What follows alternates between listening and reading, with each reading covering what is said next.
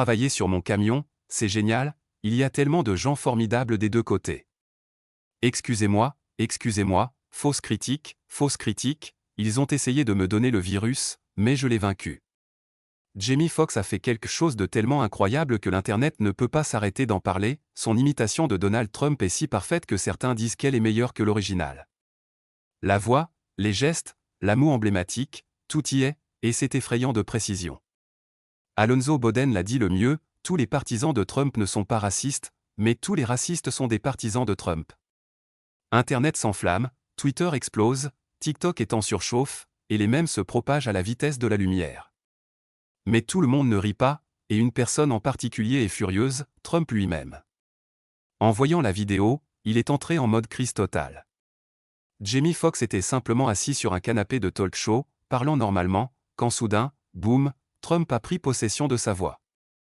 Ses répétitions, ses mimiques, le pincement des lèvres, le regard plissé, les petits gestes de la main, tout était impeccable.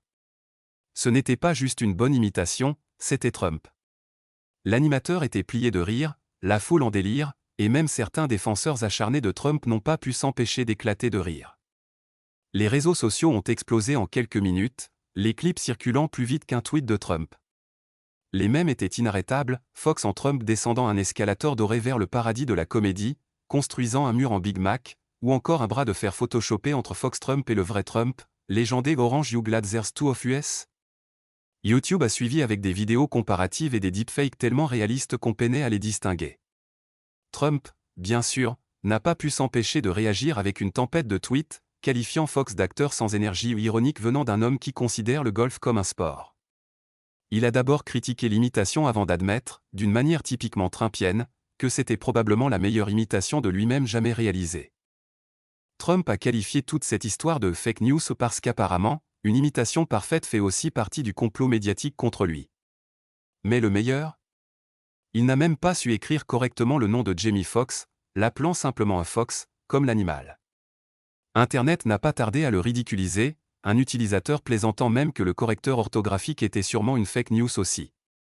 Plus Trump tweetait, pire c'était, chaque message enragé ne faisait que propulser l'imitation de Fox encore plus loin. Les animateurs de Late Night ont sauté sur l'occasion, transformant ce moment viral en or comique.